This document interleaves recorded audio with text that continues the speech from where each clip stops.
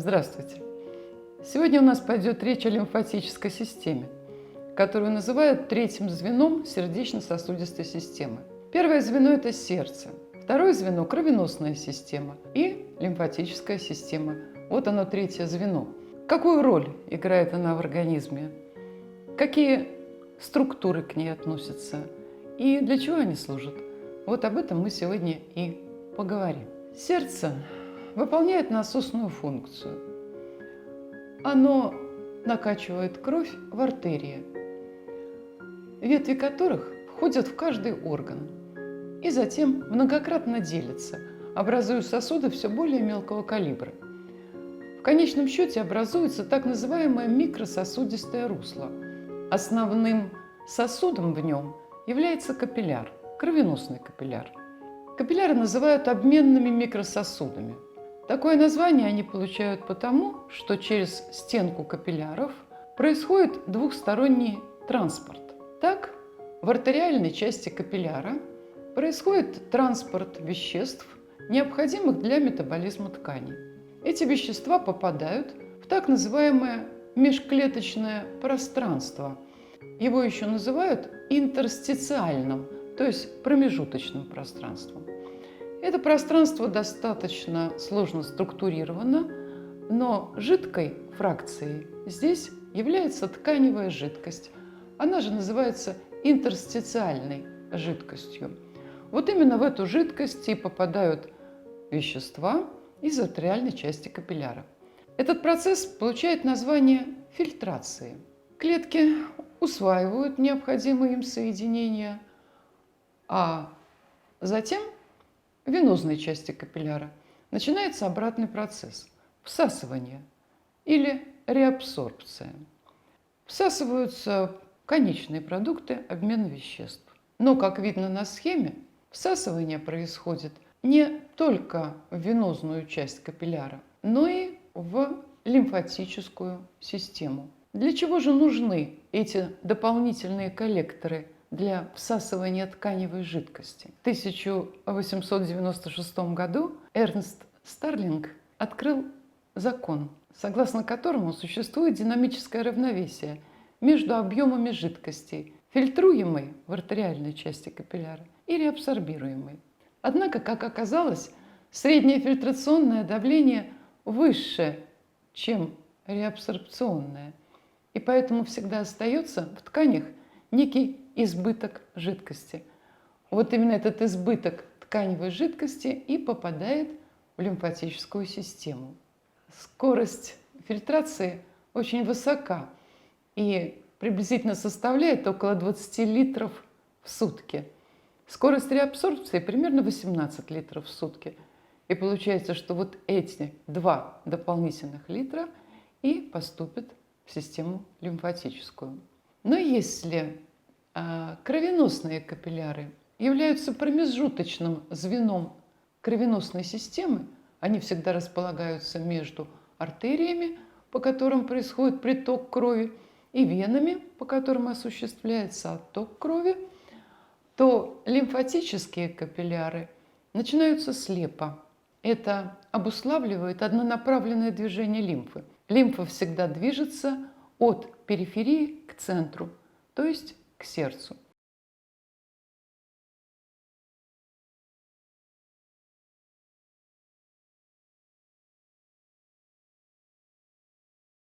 Слово «лимфа» в переводе означает «влага». Она обычно представляет собой жидкость прозрачную, иногда бесцветную, иногда слегка желтоватую или даже белую. Такой является лимфа, которая оттекает от кишечника. Вид лимфы, цвет лимфы, ее свойства зависят от состава. И состав ее различен в зависимости от того, откуда происходит лимфоотток. В целом, в составе лимфы всегда присутствуют электролиты. Преимущественно это соли, хлорид натрия, примерно 67% твердого остатка, карбонат натрия, еще 27% и другие. Обязательно в лимфе присутствуют различные низкомолекулярные органические соединения, такие как аминокислоты, глюкоза, глицерин. Довольно много белка. Присутствуют и липиды. Особенно много жира оттекает в составе лимфы от кишечника. И обязательно клетки крови. В основном это лимфоциты, преимущественно лимфоциты. Причем лимфоциты появляются в лимфе уже в тканях, но особенно их количество нарастает, когда лимфа проходит через лимфатические узлы. Функции лимфатической системы можно свести к следующему. Первое получает название дренажная функция. Собственно, ее мы только что и обсуждали. Она сводится к тому, что из тканей удаляется избыток жидкости. Вторая функция лимфатической системы называется барьерно-фильтрационная функция. Это означает, что вместе с лимфой из тканей выводятся токсические вещества. Это могут быть токсические вещества как эндогенного происхождения, то есть образовавшиеся в организме, так и различные экзогенные вещества, попавшие в организм из внешней среды. Это могут быть канцерогены, это могут быть раковые клетки, это погибшие клетки тканей. Только лимфатическая система удаляет из интерстициального пространства токсические продукты с большим молекулярным весом. Барьерно-фильтрационная функция лимфатической системы приобретает особое значение в условиях патологии, осуществляя удаление из очага поражения метаболитов, токсинов, продуктов распада тканей, микроорганизмов. Третья функция лимфатической системы получает название гомеостатической функции. В данном случае речь идет о тканевом гомеостазе. Иными словами, о поддержании динамического ионного, кислотно-щелочного, белкового равновесия. Следующая функция лимфатической системы может быть названа транспортной. Собственно, лимфа транспортирует обратно в кровь все те вещества, которые в нее попали. Но в том числе она обеспечивает транспорт и тех макромолекул, которые синтезируются клетками ткани. Лимфатическая система – естественный источник восполнения объема циркулирующей крови из сывороточных белков. И, наконец, еще не менее важная функция лимфатической системы – это иммунная функция, так как лимфатические сосуды обеспечивают транспорт иммунных клеток, лимфоцитов, а также и антител в кровь. Лимфоциты – необычайно подвижные клетки. Дело в том, что только малая их часть находится в крови или в лимфоидных органах, например, в лимфатических узлах, селезенке, вилочковой железе. Большая часть лимфоцитов пребывает в тканях. И эти клетки постоянно перемещаются по организму, как с током крови, так и с током лимфы. Лимфатическая система включает несколько структурных образований, к которым относятся капилляры, куда и попадает тканевая жидкость. Затем следуют лимфатические сосуды, узлы, стволы и протоки. Сейчас мы коротко рассмотрим каждое из этих звеньев. Итак, лимфатические капилляры. Первое звено лимфатической системы. И хотя название такое же, как у кровеносного капилляра, по строению они несколько отличаются. Но, во-первых, они, как мы уже говорили, начинаются слепо. На данной диаграмме мы видим начало лимфатических капилляров, и стрелочками показана та тканевая жидкость, которая проникает в так называемые корни лимфатической системы. Капилляры – это корни лимфатической системы. Капилляры сливаются, образуя в органах густые сети. Стеночка капилляра лимфатического необычайно тонкая. Она состоит только из одного слоя клеток, как видно на этом рисунке. Причем клетки эти, в отличие от аналогичных клеток кровеносных капилляров, в 3-4 раза крупнее. Они называются эндотелиальными клетками. Вообще эндотелиальные клетки образуют внутреннюю оболочку любого сосуда – артерий, вен, кровеносных капилляров и лимфатических капилляров. Мало того, что эти клеточки очень крупные, между ними имеются достаточно широкие щели. Все это облегчает проникновения частиц в просвет капилляра. Лимфатические капилляры затем сливаются, формируя лимфатические сосуды. Лимфатические сосуды бывают разных размеров. Их в зависимости от диаметра подразделяют на мелкие, средние и крупные. Средние и крупные лимфатические сосуды имеют стенку, состоящую уже из 3 слоев. Внутренняя стенка – это эндотелий. Средняя стеночка образована мышечными клетками и волокнами, эластическими волокнами. И вот наличие мышечных клеток в составе средней стенки дает возможность лимфатическим сосудам сокращаться, расслабляться, менять просвет, проталкивать лимфу. Наружная стенка состоит из соединительной ткани. Внутриорганные лимфатические сосуды образуют сети. Из органов сосуды выходят обычно вместе с венами и артериями. Но есть и поверхностные лимфатические сосуды. Поверхностные лимфатические сосуды располагаются по ходу подкожных вен. Вот здесь на диаграмме мы с вами видим поверхностные лимфатические сосуды верхней конечности, которые сопровождают подкожные вены. Наличие клапанов обуславливает своеобразный внешний вид лимфатических сосудов. А именно, лимфатические сосуды состоят из чередований сужений и расширений. Так что внешний лимфатический сосуд напоминает цепочку бус. Сегмент лимфатического сосуда, ограниченный клапанами, получил название лимфангион. Гладкомышечные клетки стенок лимфангионов способны спонтанно сокращаться. В результате каждый лимфангион работает как отдельный автоматический насос, обеспечивая однонаправленное продвижение лимфы. Лимфатические сосуды направляют лимфу в лимфатические узлы, которые расположены по ходу сосудов.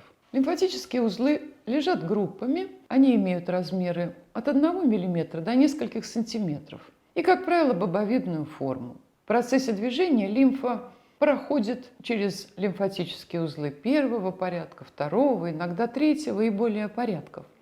Общее количество лимфатических узлов в организме человека достигает приблизительно 300.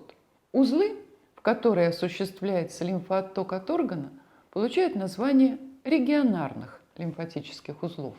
Каждый лимфатический узел представляет собой орган. Снаружи он окружен капсулой из соединительной ткани. От этой капсулы отходят перегородки, которые называются трабекулы. Между этими трабекулами располагается лимфоидная ткань. Лимфоидная ткань, представляющая собой скопление различных видов лимфоцитов, характеризуется наличием так называемых центров размножения. На схеме они видны как более светлые участки округлой формы. Именно здесь, в этих центрах, происходит деление лимфоцитов. Между трабекулами, капсулой и лимфоидной тканью располагается система синусов, по которым течет лимфа. Когда лимфа проникает в узел по так называемым приносящим сосудам, приносящие сосуды входят с выпуклой стороны узла. Узел имеет вот такую бобовидную форму. Приносящих сосудов обычно несколько. Внутри узла ток лимфы замедляется, и происходит процесс, который принято называть фильтрацией или очищением лимфы.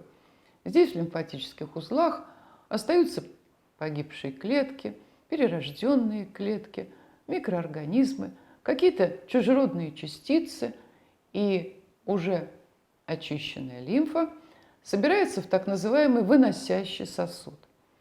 Выносящий сосуд покидает узел на вогнутой стороне узла, в области его ворот, и дальше лимфа начинает свое движение к следующей группе лимфатических узлов. Лимфатические узлы, выходящие из узлов, лимфатические сосуды, выходящие из узлов более высокого порядка, сливаются и формируют так называемые стволы. Стволы осуществляют отток лимфы от областей тела. Например, от верхних конечностей собирает лимфу подключичный ствол, от нижних конечностей собирает лимфу поясничный ствол, от желудочно-кишечного тракта кишечный ствол и так далее. На нескольких диаграммах мы посмотрим на лимфатические сосуды и узлы соответствующих областей тела. Вот сейчас перед вами лимфатические узлы и сосуды головы и шеи. Название у групп лимфатических узлов обычно топографическое, то есть зависит от расположения органов.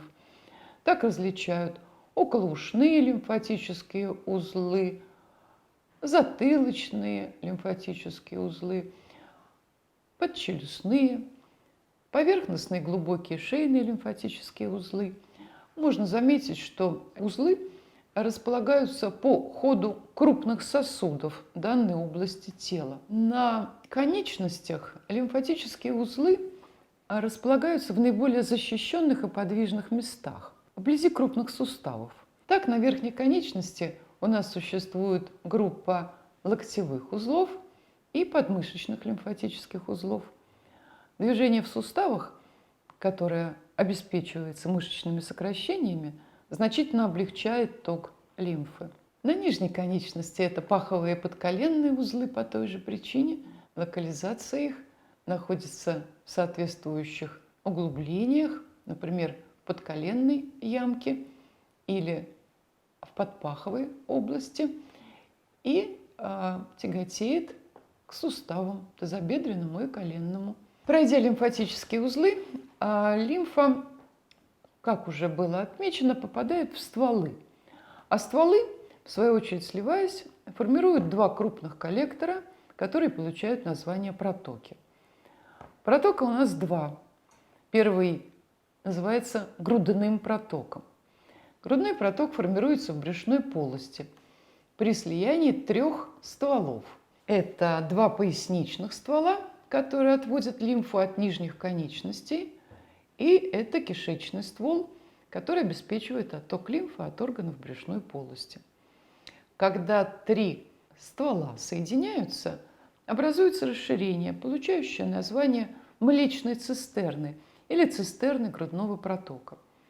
Она называется млечная, потому что лимфа в данном случае будет окрашена в белый цвет из-за присутствия большого количества липидов.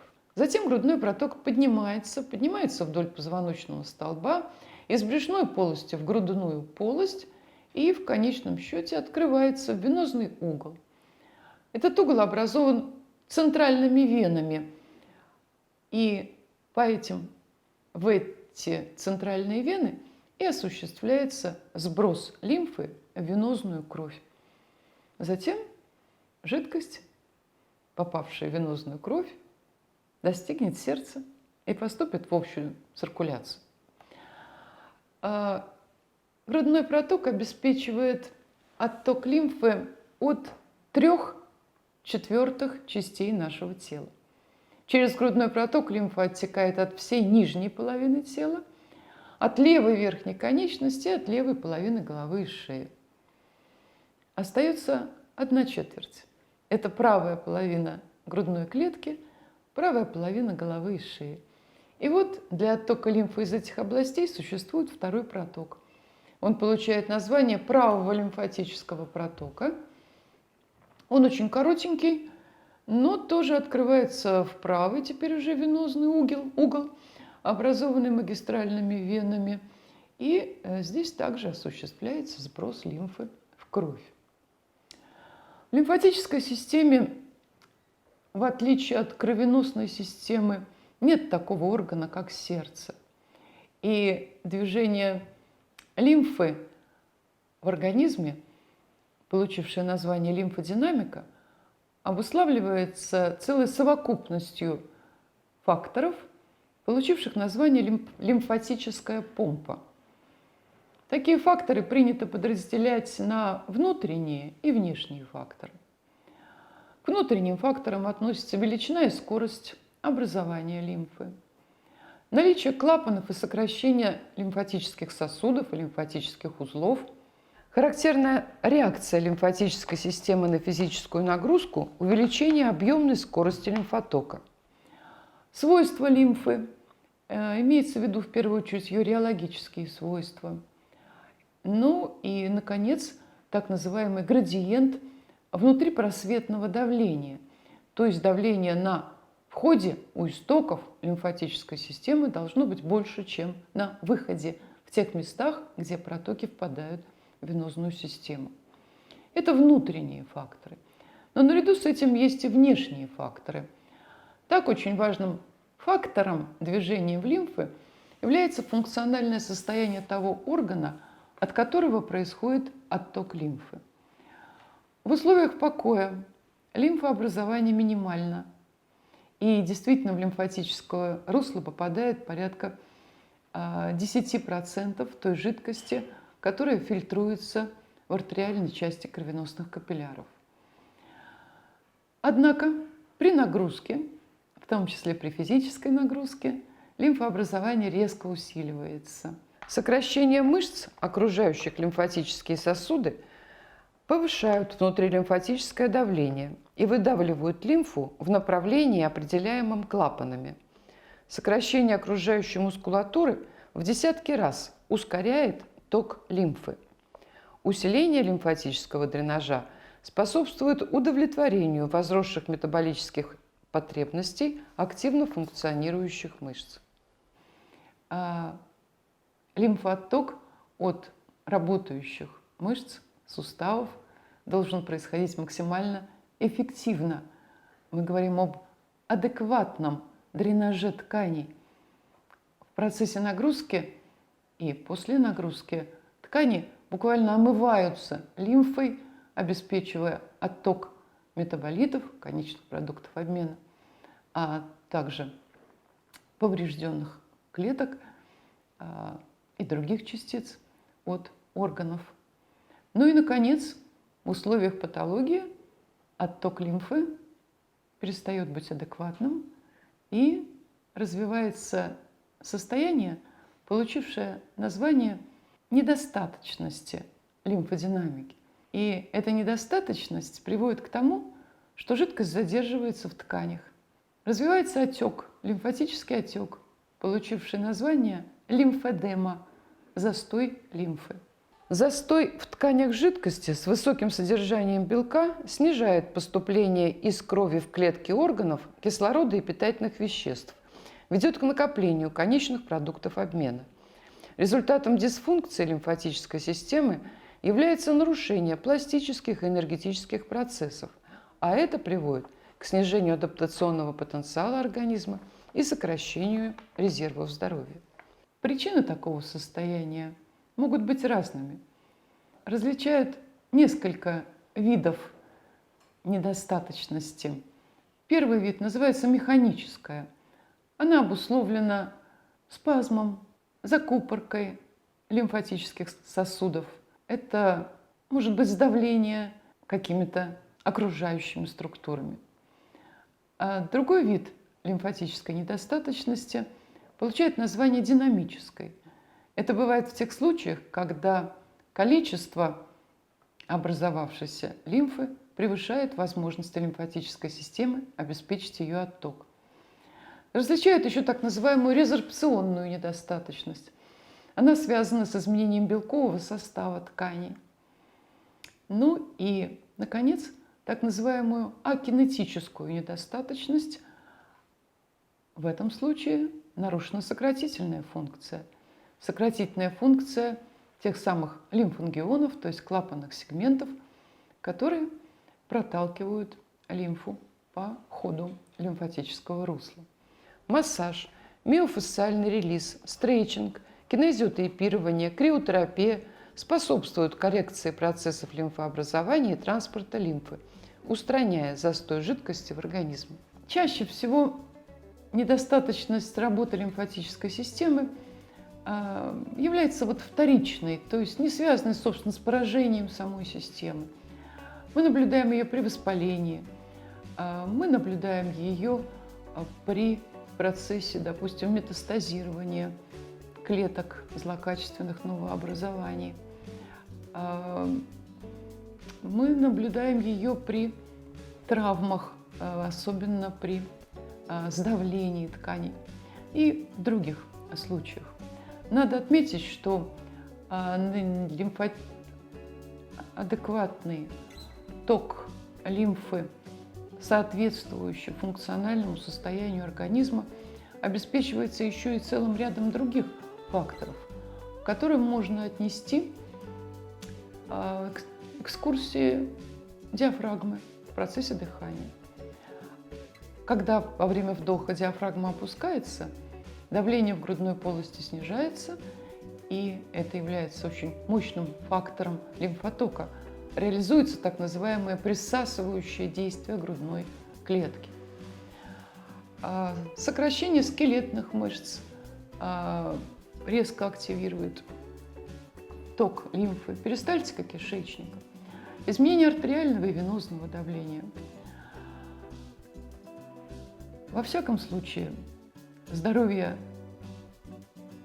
наших тканей, здоровье наших органов зависит не только от оптимального притока крови, не только от содержания в ней всех необходимых нутриентов, кислорода, но и от того, насколько адекватно, оптимально дренируются эти ткани через лимфатическую систему.